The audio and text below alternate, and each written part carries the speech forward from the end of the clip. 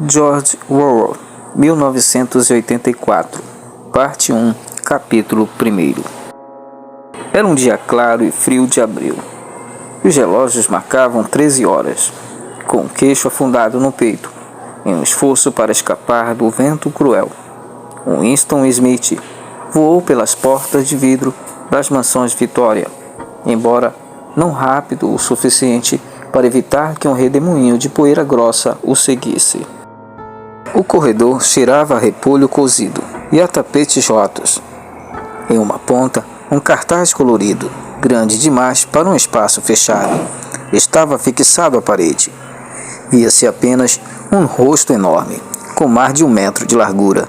O retrato de um homem de aproximadamente 45 anos, com um bigode preto grosso e belos traços marcantes. Winston se dirigiu à escada. Era inútil tentar o elevador. Mesmo nas melhores épocas, ele raramente funcionava, e naquele momento, a corrente elétrica era cortada durante o dia como parte do esforço econômico de preparação para a Semana do Ódio. O apartamento ficava no 7º andar, e Winston, que tinha 39 anos e uma úlcera varicosa acima do tornozelo direito, subia devagar, descansando muitas vezes ao longo do caminho. Em cada hall, em frente ao poço do elevador, aquele rosto enorme, o cartaz na parede o observava. Era um desses retratos feitos de tal modo que os olhos seguem a pessoa quando ela se mexe. A legenda abaixo dele informava: "O grande irmão está vigiando você."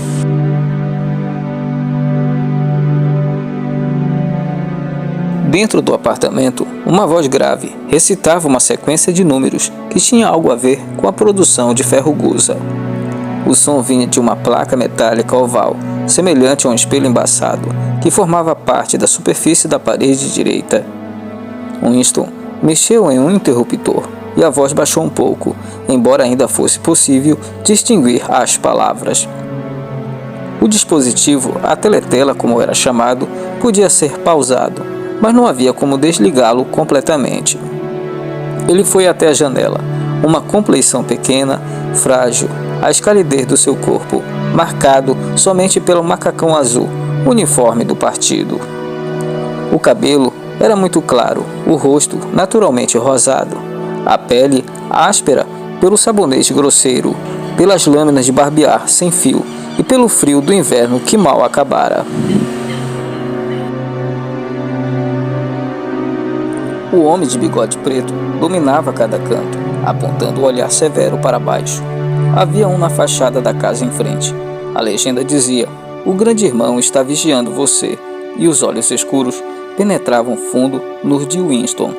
Abaixo, no nível da rua, outro cartaz, rasgado em uma das pontas, batia com força ao ritmo da ventania, cobrindo e descobrindo a única palavra: "Society". Ao longe, um helicóptero voou baixo por entre os telhados, pairou por um instante com uma mosca varejeira e partiu de novo, fazendo uma curva. Era a patrulha da polícia bisbilhotando as pessoas pela janela. As patrulhas não tinham importância, porém, só a polícia do pensamento importava.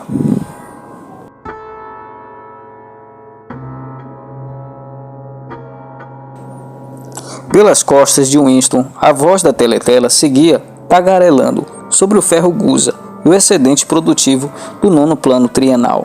A teletela recebia e transmitia simultaneamente. Qualquer barulho que Winston fizesse acima do nível de um sussurro muito baixo era captado por ela. Ademais, enquanto ele permanecesse no campo de visão alcançado pela placa metálica, seria visto e também ouvido. Obviamente, não havia como saber se você estava sendo observado em dado momento, nem com que frequência, ou por qual sistema, pois a polícia do pensamento se conectava a um cabo específico. Era provável que eles observassem todas as pessoas o tempo todo, já que poderiam se conectar a seu cabo quando quisessem.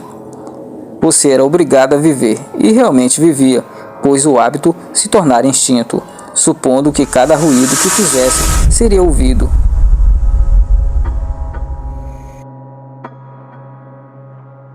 Winston ficou de costas para a teletela. Era mais seguro, embora, como ele bem sabia, até mesmo as costas pudessem revelar algo. A 1 quilômetro dali, o Ministério da Verdade, seu local de trabalho, destacava-se com sua fachada grande e branca na paisagem escurecida pela fuligem.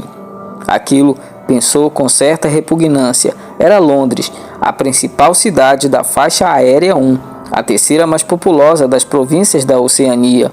Ele tentou buscar alguma recordação da infância para confirmar se Londres realmente nunca mudara. Aquela vista de casas do século XIX apodrecendo, com as laterais escoradas por vigas de madeira, as janelas tapadas com papelão e os telhados com ferro corrugado e o muro rachado dos jardins cedendo em toda parte, sempre tinham sido assim. Os locais bombardeados, onde o pó de gesso rodopiava no ar e brotos de salgueiro cresciam sobre pilhas de entulho, onde as bombas abriram uma clareira maior, em que brotavam colônias precárias de casas de madeira que mais pareciam galinheiros, mas era inútil, ele não conseguia se lembrar.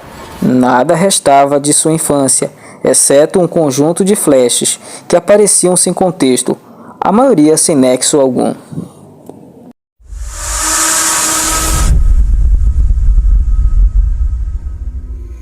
O Ministério da Verdade, Mini Niver, em novo idioma, era muito diferente de qualquer outro prédio à vista. Uma estrutura piramidal, enorme, de concreto branco reluzente, que, pavimento após pavimento, subia a 300 metros do chão. De onde Winston estava, era possível ler, destacados contra a fachada branca, em tipologia elegante, os 3 lemas do partido: Guerra é paz, liberdade é escravidão, ignorância é força.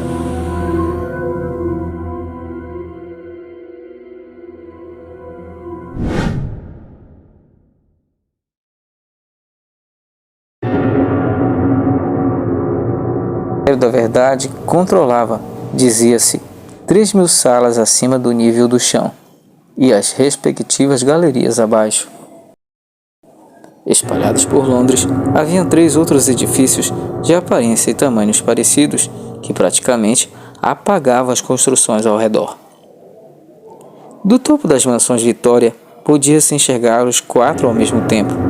Eram as sedes dos 4 ministérios, entre os quais se dividia o aparato completo do governo: o Ministério da Verdade, que se ocupava de notícias, diversão, educação e artes; o Ministério da Paz, que se ocupava da guerra; o Ministério do Amor, que mantinha a lei e a ordem; e o Ministério da Fartura, que era responsável pelos assuntos econômicos.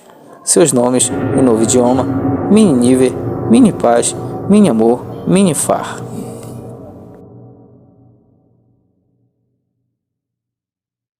O Ministério do Amor era o mais temido. Nele não havia nenhuma janela. Winston nunca tinha estado lá dentro, nem a meio quilômetro de distância.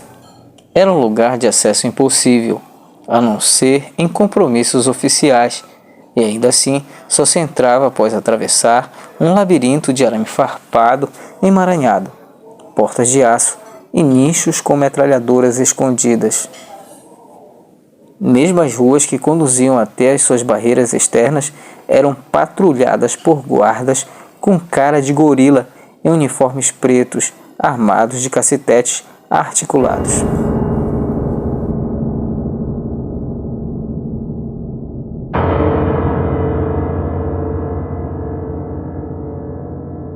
Winston se virou abruptamente. Havia programado seu perfil no modo de exibição otimismo, aconselhável quando estivesse de frente para a teletela. Cruzou a sala rumo à cozinha minúscula. Ao sair do ministério naquele horário, ele havia sacrificado o almoço na cantina e estava ciente de não haver na cozinha nenhuma comida além de um naco de pão emborolado, que precisava ser poupado para o café da manhã seguinte.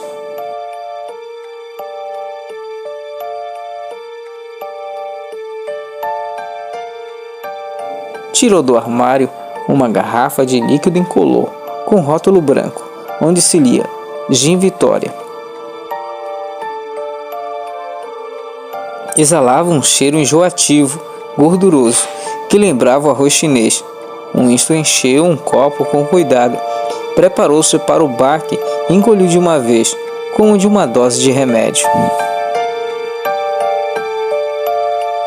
1984, capítulo 1, página 13. Você acabou de ouvir Historiofilia, o canal dos amantes da história. Até a próxima!